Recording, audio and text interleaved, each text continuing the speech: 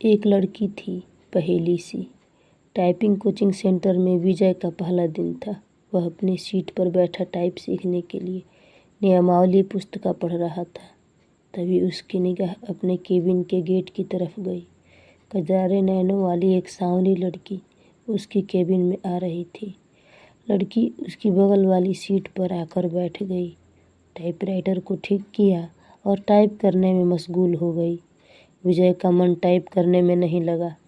वह किसी भी हालत में लड़की से बातें करना चाह रहा था।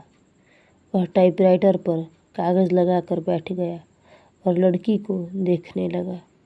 लड़की की उंगलियां टाइपराइटर के कीबोर्ड पर ऐसे पड़ रही थी जैसे हारमोनियम बजा रही हो।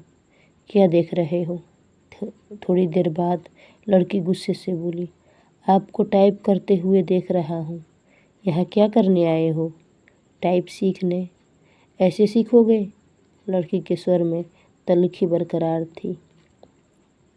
मेरा आज पहला दिन है, इसीलिए मेरी समझ में कुछ नहीं आ रहा है। आप टाइप कर रही थी तो मैंने देखने लगा आपकी उंगलियां कैसे पड़ती हैं कीबोर्ड पर। आपको टाइप करते देखकर लगा मैं भी सीख जाऊंगा। यदि इसी तरह मुझे ही देखते रहो तो आपकी यह मनोकामना कभी पूरी नहीं होगी। लड़की फिर टाइप करने में जुट गई। विजय भी कीबोर्ड देखकर टाइप करने लगा। टाइप करने में उसका मन नहीं लग रहा था। वे बेचैनी सी महसूस कर रहा था।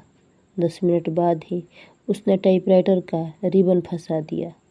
रिबन तो फंसेगा ही जब ध्यान कहीं और होगा। लड़की उसके टाइपराइटर को थोड़ा अपनी ओर खींचकर रिबन ठीक करने लगी। इसी बीच रिबन नीचे गिर गया। वह उसे उठाने के लिए झुकी तो उसके गले से चुन्नी गिर गई। रिबन उठाने के लिए विजय भी झुका था। उसकी निगाह अकस्मात ही लड़की के उरोजों पर चली गई। वह सकपका गया। लो, ठीक हो गया, लड़की ने कहा तो उसकी चेतना लौटी। लड़की फिर टाइप करने में लग गई, लेकिन विजय का मन टाइप में नहीं लगा। वह लड़की से बात करने की ताक में ही लगा रहा।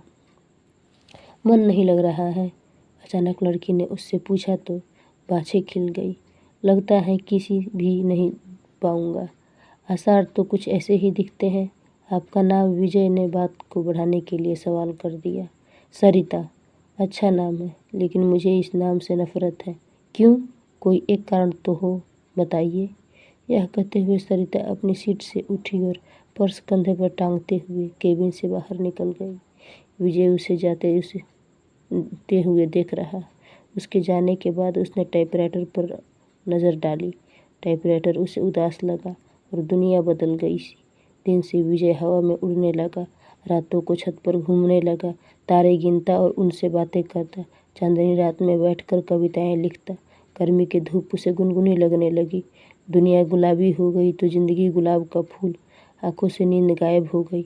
वह ख्यालों ही ख्यालों में पैदल कई कई किलोमीटर घूम आता। अपनी इस स्थिति के बारे में उसने अपने एक दोस्त को बताया तो उसने कहा, गुरु, तुम्हें प्यार हो गया है। दोस्त की बात सुनकर उसे अच्छा लगा। अगले दिन विजय ने सरिता से कहा कि आप एक कविता लिखी है, चाहता हूँ कि आप इसे पढ़ें। यह भी खूब रही। जान न पहचान, तुम मेरा मेहमान। कितना जानते हैं आप मुझे? जो भी जानता हूँ उसी आधार पर लिखा हूँ। सरिता उसकी लिखी कविता पढ़ने लगी। सरिता। कल कल करके बहने वाली जलधारा लोगों की प्यास बुझाती, किसानों को खेतों को सींचती। राह में आती हैं बहुत बाधा, फिर भी मिलती हैं सागर से। उसके प्रेम में सागर साहिल पर पटकता है सिर। उनके प्रेम की प्रगाढ़ता का प्रमाण पूर्णमासी की रात में उठने वाला ज्वार भट्टा। सरिता है तो सागर है, सरिता के बिना रेगिस्तान हो जाएगा सागर। सागर के प्रेम में सरिता लांघती है पहाड़ पठार और मानव निर्मित बाधाओं को। कविता के नीचे उसने विजय की जगह सागर लिखा था। सरिता ने उसे देखा और कागज़ विजय की तरफ बढ़ा दिया।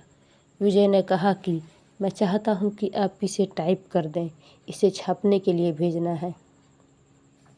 सरिता कुछ नहीं बोली, कागज़ को सामने रखकर टाइप करने लगी। विजय उसे देखता रहा। इस बात का आभास सरिता को भी था कि विजय उसे देख रहा है। लेकिन उसने कोई विरोध करने के बजाय पूछा कि आप कवि हैं? बनने की कोशिश कर रहा हूँ। कवि भगोड़े होते हैं, सरिता ने उसकी ओर देखते हुए कहा। उसकी इस टिप्पणी से विजय सकपका गया। कवि अपने सुख के लिए कविता रचता है। रचते समय वह कविता के बारे में सोचता है। उसके बाद वह कविता को उसके हाल पर छोड़ देता है। कविता जब संकट में होती है तो कवि कविता के पक्ष में खड़ा नहीं होता। यह आप कैसे कह सकती हैं? मैं समझती हूँ कि आदमी की ज़िंदगी भी एक कविता है। मेरी ज़िंदगी एक कविता है। मेरी ज़िंदगी मुझे अच्छी नहीं लगती, इसीलिए कविता भी मुझे अच्छी नहीं लगती। अरे वाह, आप तो कवि हैं। अभी आपने जो कहा वह तो कविता है। कविता नहीं, कविता का प्रलाप है।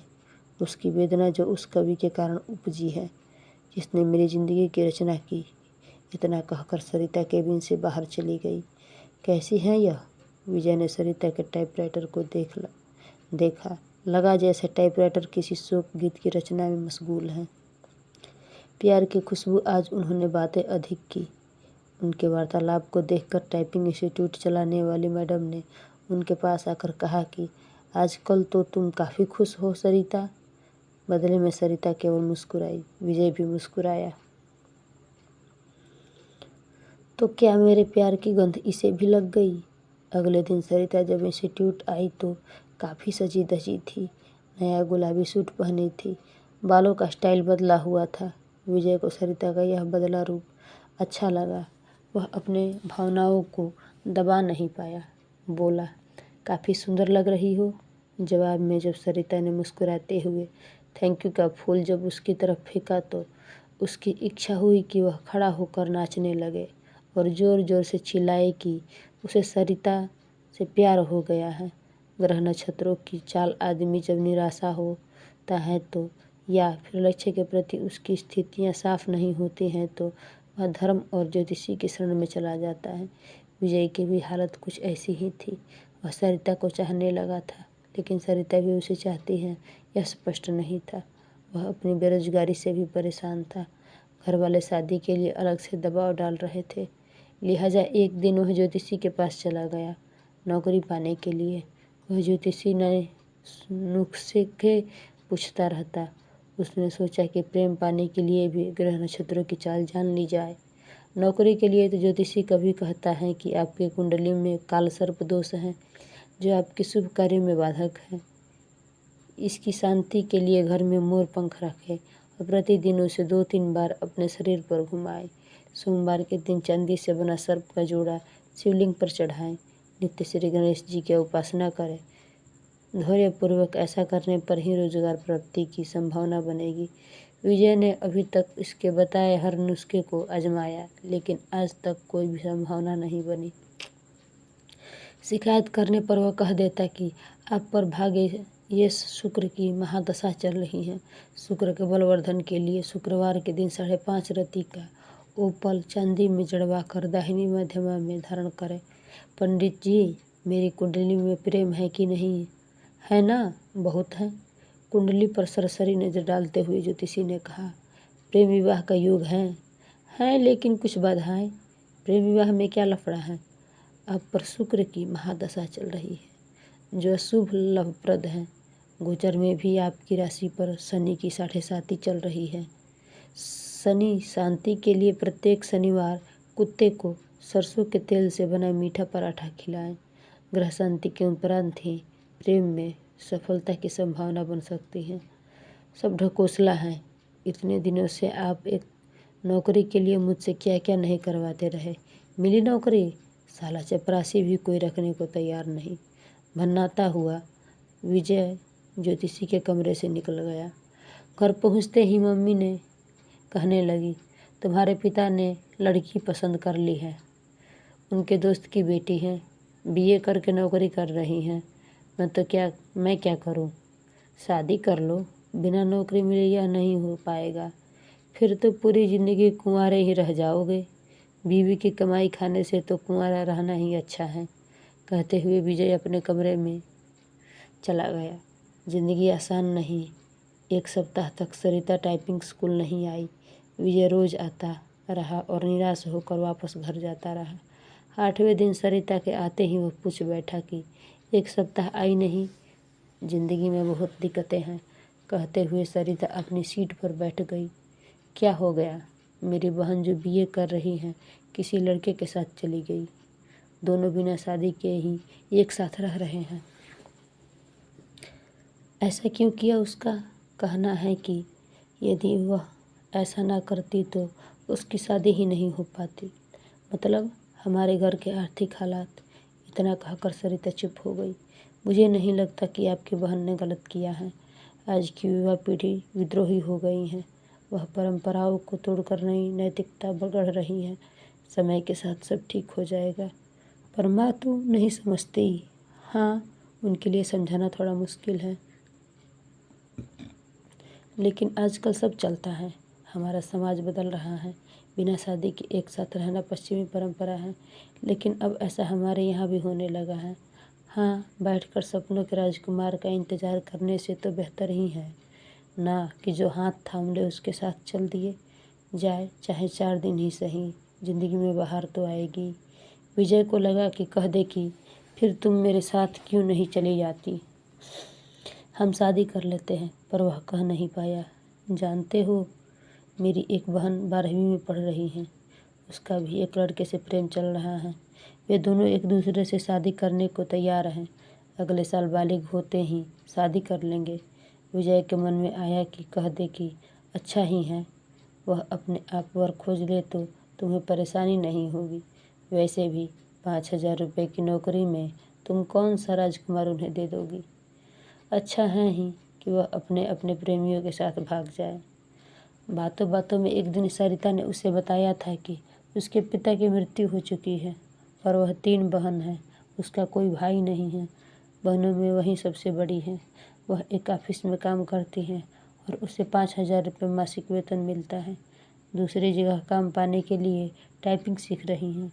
विजय को अपने एक दोस्त के साथ घटी ऐसी ही घटना की याद आ गई। उसके दोस्त की एक बहन अपनी बड़ी बहन के अधेड़ से ब्याह देने के बाद प्रेमी के साथ भाग गई। इसके बाद उसका दोस्त गुस्से में उबल रहा था जब विजय ने कहा था कि शांत रहो यार, वे दोनों जहाँ हो कुशल से रहें। उसने जो किया अच्छा ही किया। तुम कौन सा उस राजकुमार से ब्याह देते? आखिरकार जिंदगी उसकी है, जीना उसे है। इसी निर्णय भी उसे ही लेना चाहिए। दोस्त के बड़े भाई ने भी विजय की बात का समर्थन किया था, लेकिन थोड़ा दार्शनिक अंदाज में कहा था कि होनी को यही मंजूर था। मैं भी सोचती हूँ कि एक बहन ने जो किया ठीक ही किया, दूसरी जो करेगी वह भी अच्छा ही है। जीवन यदि संघर्ष है तो करो। प्रेमी से पति बना व्यक्ति भी धोखा दे सकता है, जीवन नरक बन सकता है, और माता पिता का खोजा राजकुमार भी यही करता है। लेकिन माँ नहीं मानती, सोचती बहुत है और तबीयत खराब कर लेती हैं। पुराने ज़माने की है ना।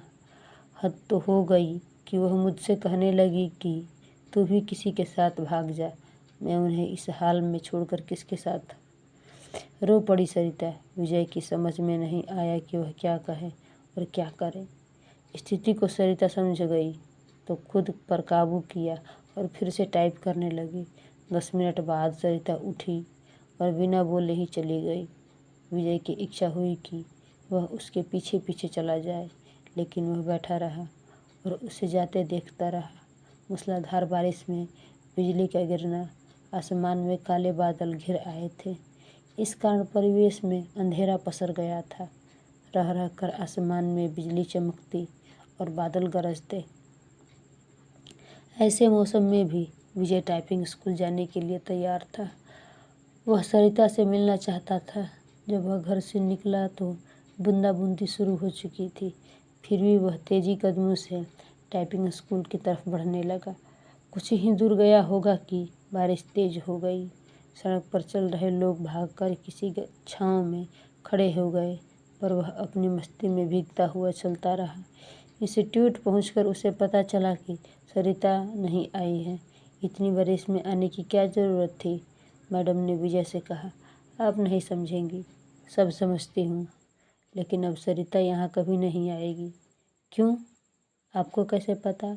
उसका फ़ोन आया था। उसने कहा कि यदि आप आओ तो बता दूं। वह कभी नहीं आएगी?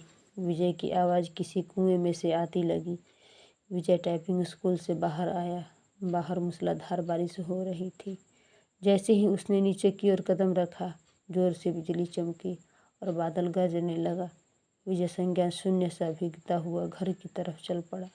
उसने सोचा कि वह सरिता के घर जाएगा, लेकिन उसके घर का पता तो मैडम दे सकती हैं। यह सोचकर वापस पलटा, लेकिन जब तक टाइपिंग स्कूल बंद हो चुका था।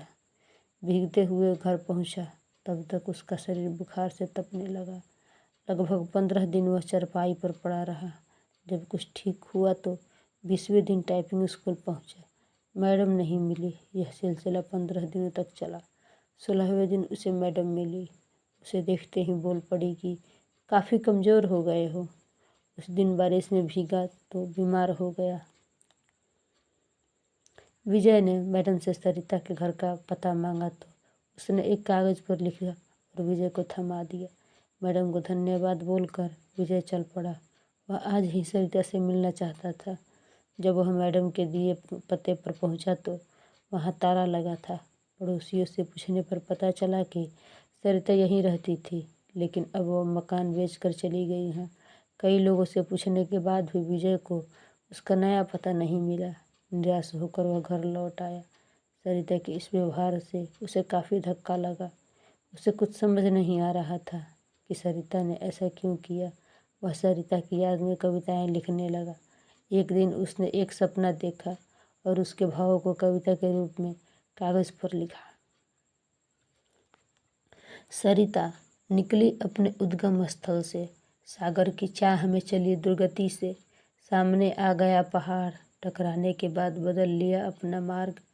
मार्ग था लंबा, पहाड़ों की श्रृंखला थी, पठार और पथरीली जमीन थी। आदमी भी खड़ा था, फावड़ा लिए, बांध बनाने को तत्पर। खेत सींचने के लिए चाहिए उसे, पानी पीने के लिए भी। बिजली भी तो चाहिए घर रोशन करने के लिए, कारखाने चलाने के लिए, कारखानों के कचरे को बहाने के लिए भी चाहिए उसे नदी। प्रकृति से लड़ते नहीं थकी वह, बहती रही अविरल दिल के सागर से मिलने की चाह लिए। भारी पड़ा प्यार अवरोधों पर, पहुंच गई वह साहिल पर, लेकिन मानव ने बना बांध रोक दी उसकी धारा। कारखानों की गंदगी उड़ेला सड़ा दिया उसकी आत्मा को। अपने आंसुओं से धोती रह वह अपना बदन, निर्मलता से मिलना चाहती थी सागर से। विकास उन्मादी मानव ने रौंद दिया उसकी आत्मा को। जिंदा लाश हो गई वह, उसके लिए तड़पता है सागर। साहिल पर पटकता है अपने सिर को। उसने तो दम तोड़ दिया मानव के विकास में। सागर भेजता है बादलों को उसे पुनर्जीवित करने के लिए। वह जानता है बेवफा नहीं वह, सच्चा है उसका प्यार। कैद है वह मानव के विकास में। बरसते हैं बादल, उफलती हैं नदियाँ, मानव को दिखाती हैं अपना विकराल रूप। मिलते ही प्यार की ताकत तबाह कर देना चाहती हैं वह मानव सृष्टि को। बदला लेना उसकी प्रकृति नहीं, भागती है तेज गति से सागर की ओर। बाहें फैलाए स्वागत करता है सागर, बताना चाहती हैं अपने कष्टों को वह, लेकिन कुछ भी नहीं जानना चाहता है सागर। जानता है वह मानव स्वभाव को, उसका भी तो पाला पड़ा है इस स्वार्थी प्राणी से। विजय की इस कविता को पत्रिका में छपे 1 माह से अधिक हो गया है, लेकिन उसके पास इस बार भी अब तक सरिता का कोई पत्र या फोन नहीं आया। उससे उम्मीद है कि एक ना एक दिन सरिता उससे संपर्क जरूर करेगी। जब से वह कविता प्रकाशित हुई है तब से वह फोन की प्रत्येक घंटे पर चौंक जाता। यही नहीं, हर रोज पोस्टमैन के बेसब्री से इंतजार करता है, और जब उसके आने का समय खत्म हो जाता है तो वह उदासी के समुद्र में डूब जाता है। ऐसी और कहानियाँ सुनने के लिए चैनल को सब्सक्राइब एंड वीडियो को लाइक, शेयर, कमेंट करना ना भूलें। Thanks for watching this video. Bye bye.